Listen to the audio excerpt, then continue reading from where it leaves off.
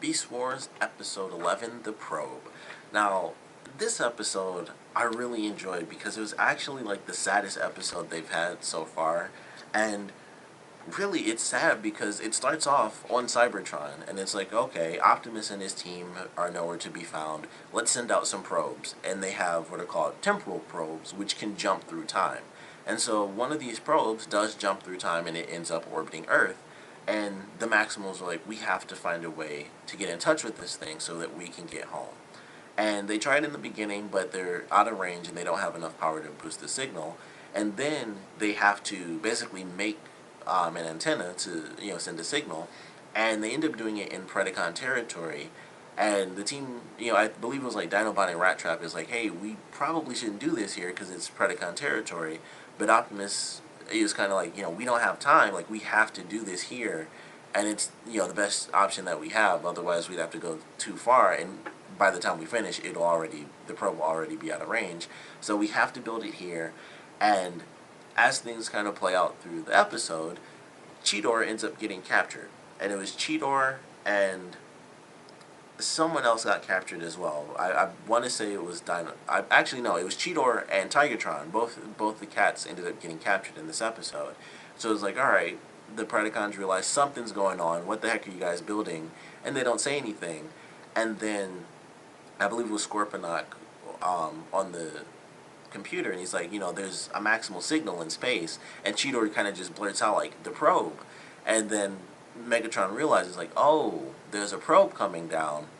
We need to destroy this so that the more Maximals don't come down and destroy all of us because we'll be stuck on this planet. And that was a big thing that they did with Dinobot as well in this episode because he's still a Predacon, and it was kind of like you guys are gonna basically go home, and then when they come back here, I'm going to be left, and I'll just be stuck here like the rest of the Predacons, which is even worse, because they'll end up finding me, and they'll kill me, because I'll be overpowered. So, I just like the way they had that. Like, he had a good moment in this where it was him just dealing with being left alone, and I thought that was really cool. And they touch on that in the next episode as well, and they'll obviously get to that there.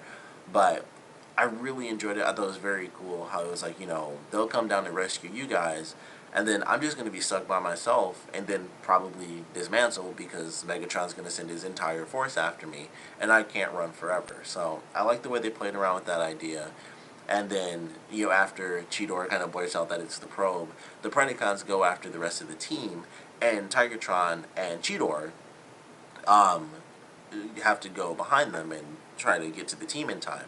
And the big thing that's introduced in this episode is a machine that Scorponok made, or Tarantulas made, and it basically forces people into their animal form, and that's how they actually capture Tigertron and Cheetor, because Cheetor, I'm trying to remember exactly the order, I believe it may have been Tigertron that was captured first, so he ends up fighting, and he gets changed into his tiger form, and he's stuck there, and Cheetor is his backup, and so Scorponok, or Tarantulas, it may have been Scorponok, I'm pretty sure it's Tarantulas though. And so he's standing in front of like this thing. It's like basically like a little floating camera that shoots a laser out.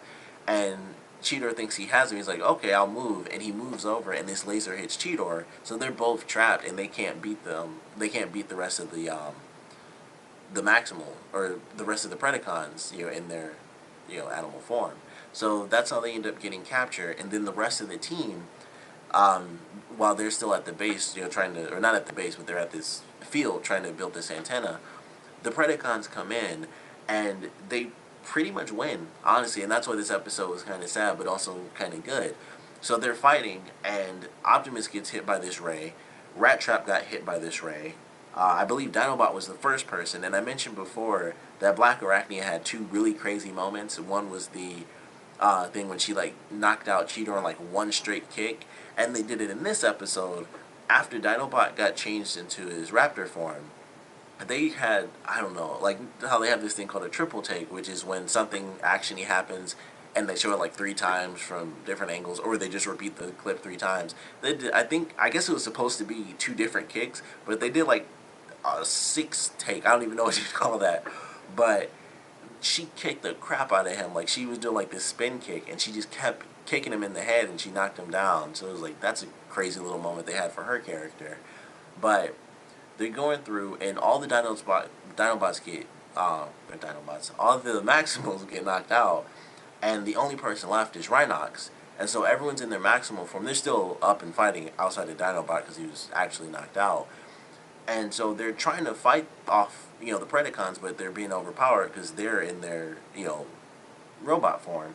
And just as Rhinox is about to actually succeed, and like he has to put in, the classic floppy disk to set up this signal, he gets hit with the beam just as he's about to put it in. So his hands like transform, and the disc drops to the ground. And so he tries to hand it off to Optimus because Optimus is a gorilla, so he can actually still do it. And he's like, you have to set this thing off so that we can send the signal up to the probe.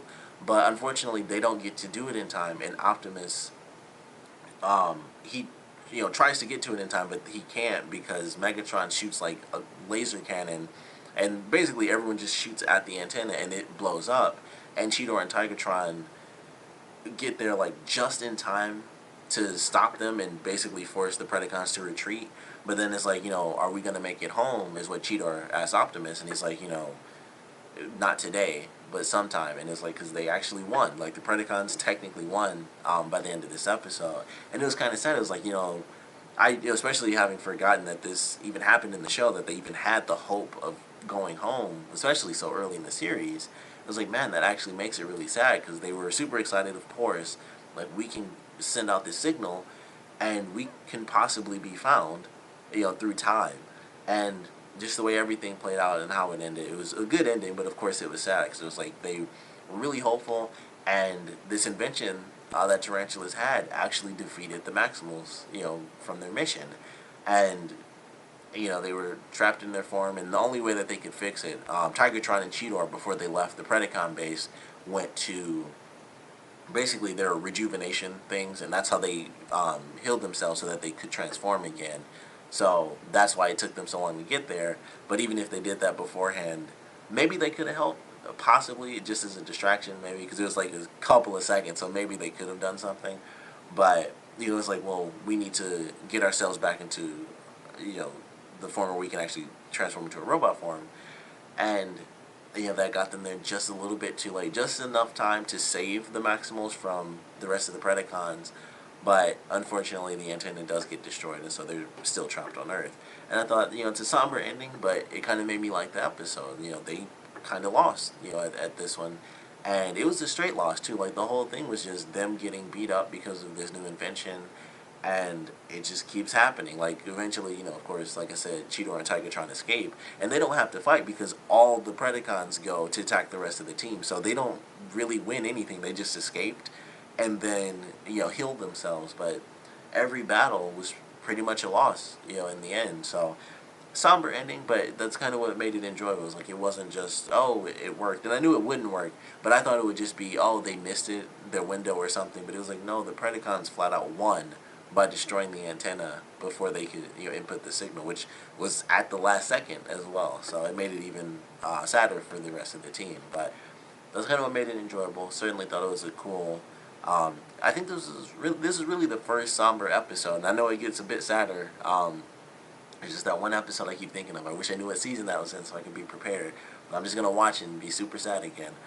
But it was a good somber episode. It still had some good action. I actually like the invention that the Predacons had, where it forced them into their maximal form. But it was cool. It was definitely a fun episode, a nice somber one of many, because like I said, I remember one, and I know there are a couple of others as well. But certainly a fun episode. Naturally, if you guys have any comments about this one, please put them down in the comment section below. And as always, thanks for watching.